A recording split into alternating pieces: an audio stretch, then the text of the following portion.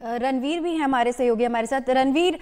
बांदा में धारा 144 भी लागू कर दी गई है और कई जगहों पर पुलिस सुरक्षा भी बढ़ा दी गई है।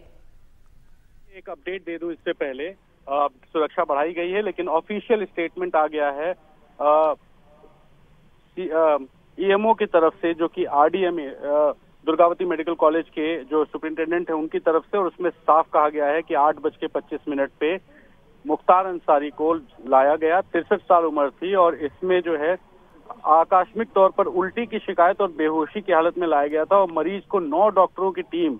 इलाज कर रही थी, लेकिन कार्डियक अरेस्ट की वजह से मुख्तार अंसारी की मृत्यु हो गई है। ये ऑफिशियल वर्ड है। अब तक जो भी खबरें वो सब सोर्सेस के हवाले से थी, ऑफिशियल हो गया है कि मुख्तार अंसारी का निधन हो चुका है। बांदा मेडिकल कॉलेज की तरफ से बयान आ चुके हैं और इसी वजह से हम बार बार ये कह रहे थे कि बांदा मेडिकल कॉलेज पर पहले सुरक्षा बढ़ाई गई, फिर जैसे ही ये पुष्टि हो गई तो प्रशासन ने थोड़ा इंतजार किया, कुछ व्यवस्थाएं की मऊ में, गाजीपुर में और हर उस जगह पर जहां पे कानून व्यवस्था बिगड़ने की नौबत आ सकती है, और हर उस जगह पर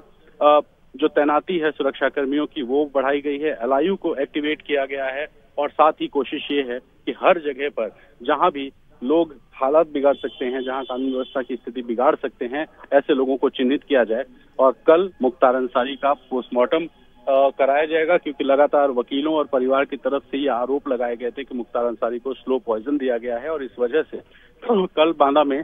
जो पोस्टमार्टम है वो कराया जाएगा। और इस बीच में आज की रात प्रशासन ये सुनिश्चित करना चाहता है, और मैं एक बार फिर से दोहराऊं, 61 मामलों में मुख्तार अंसारी नामजद था। 8 ऐसे मुकदमे जिसमें या तो उम्र कैद या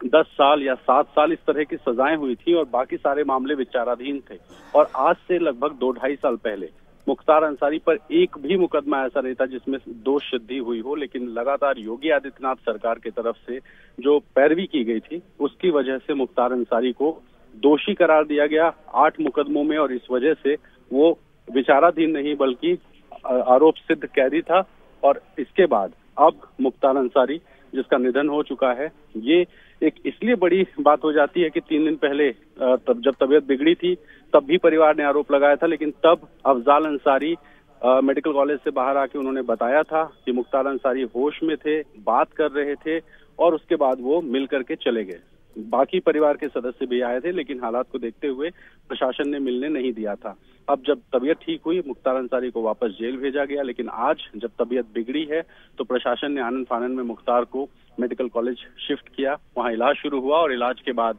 अब जो मुख्तार अंसारी है ऑफिशियली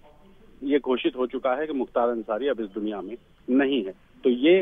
एक ऐसे व्यक्ति की निधन की खबर है जिसपे 60 से ज्यादा मुकदमे दर्ज थे। एक जमाना था जब पूर्वांचल के मऊ, गाजीपुर और यहाँ तक कि कभी कभी बनारस में भी उसका इतना ज्यादा प्रभाव था कि ठेके पट्टों से लेकर के तमाम हत्या के मामले, और जैसा अभी मेरे सहयोगी मुकेश बता रहे थे, कृष्णानंद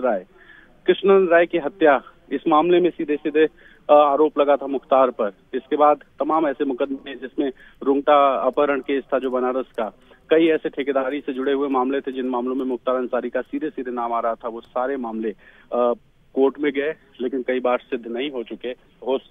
लेकिन योगी सरकार ने लगातार पैरवी की, मजबूती से मुकदमे लड़े, और उसके बाद जब दोष सिद्धि शुरू हुई तो एक के बाद एक मुकदमों में मुख्तार अंसारी को सजाएं होती गई, और अब मुख्तार अंसारी 63 साल की उम्र में इस दुनिया में नहीं है। फिलहाल यूपी पुलिस, यूपी की सरकार, शासन प्रशासन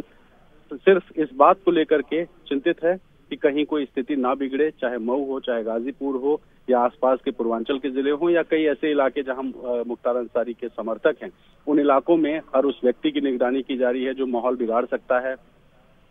देखा जा रहा है कि कहीं किसी तरह की कोई